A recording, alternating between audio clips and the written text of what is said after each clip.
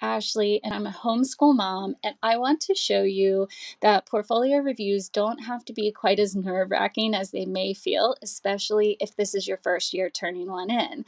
I'm going to show you exactly how I organize all of my photos and information in one place so I can easily email it to my reviewer when the time comes.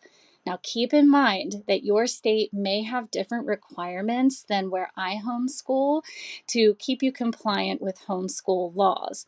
Just for reference, I'm in Maryland, and if you're in Maryland, you might find this information extremely helpful. But if you are in a different state, you may find yourself needing to add information to your digital portfolio, and perhaps you may be able to omit some of the things that I'm required to include. We're going to go ahead and get started. The first thing I want to let you know is that in order to do my digital portfolio, I do this in my Canva account. Now, you can do it with either the free version or the paid version. So if you don't have the paid version of Canva, you're totally good and can still do this. Now, you could definitely design the portfolio on your own, but if you want to save yourself some time or the hassle of doing so, I'm going to let you know how to get this template after I quickly go through and show you how easy it is to add and edit your own information in this portfolio. All right, so when you open up this digital portfolio template in Canva, you're going to be on the welcome page. This is just a letter that kind of gives you an idea of what you can edit, which is everything. You can change everything. The colors you might not like, you can change the background. You can add pages, delete pages as you need to be compliant with your state. This is the exact layout that I use for my portfolio reviews with the state of Maryland by the Board of Education, and it works great for me. Now, if you don't, but you want to make sure you delete that page. And now we are on the cover page. And this, again, is all truly editable information. So you're just going to go and click in each text box to enter the correct information. So I'm just throwing some names in here so you can see how easy it is to just click and change that information.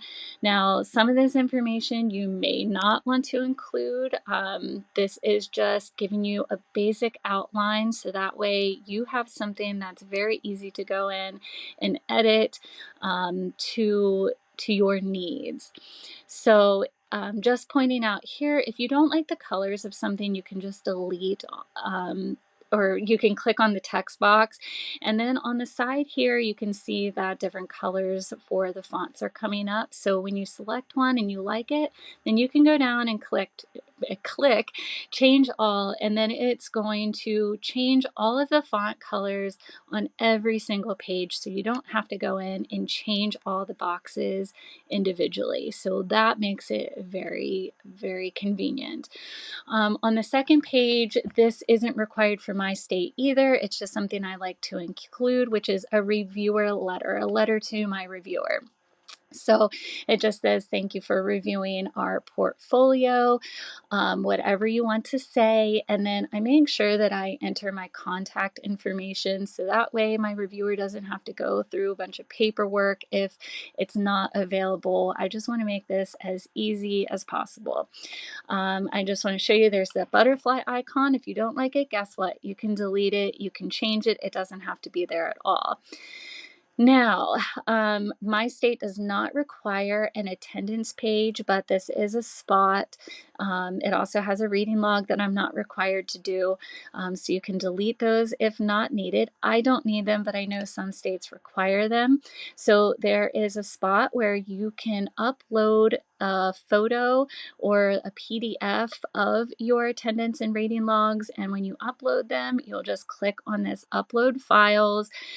It will show up down here where I'm circling, and you're just going to click and drag it over to the area that you need it to be in. Again, I don't need this page, so it's gone. Now, here is one of the 8 subjects that I am required to include, which is English or language arts. And I like to include about 4 samples. The rule of thumb for our state is maybe 3 to 4 samples, but I like to include an extra one just in case my reviewer says, hey, I'm not really sure if that fits in that category. Now you can see my picture doesn't fit that box entirely, so I can click it and I can move it up and down to make sure the most important part of that photo is showing. And then in the text box below, I like to include the month and the year that the activity was done. And then I also like to do a little summary just to describe what is happening in the photo. So in case it's not very clear, my reviewer knows exactly what I'm putting in there. And that's basically it for every page and every category that I'm required to do. The pages are going to be laid out exactly in the same way. Now, if you don't need as many photographs, feel free to delete some of the photo boxes on the page. You can resize them. If you need more space for more pictures, you can duplicate that page so you have space for 8 photos. Again, I'm in Maryland, so I don't know what the other states are required, but you can see here each page is designed in the same way. If you don't have to show evidence for music or for art, you can just delete those pages. Or if you need another subject, you can also edit, for example, health and safety, and change that to a different subject you are required to do. I hope you guys found this video helpful and it boosts your confidence in creating an online digital portfolio that you can email to your state reviewer when it's time. Again, I use the free version of Canva to create this template, but if you're looking to save yourself the time and the hassle and you just want a ready-to-go template, you can click on the link in the description below, which will take you to my Etsy shop so you can find the portfolio template that I've shown you in the video today. And once you have it downloaded, all you have to do is have your photos uploaded into the Canva app and put them in the appropriate spots so you can email it directly to your reviewer when it's time. Thank you so much for watching, and please don't forget to like and follow my page for more homeschooling tips and activities.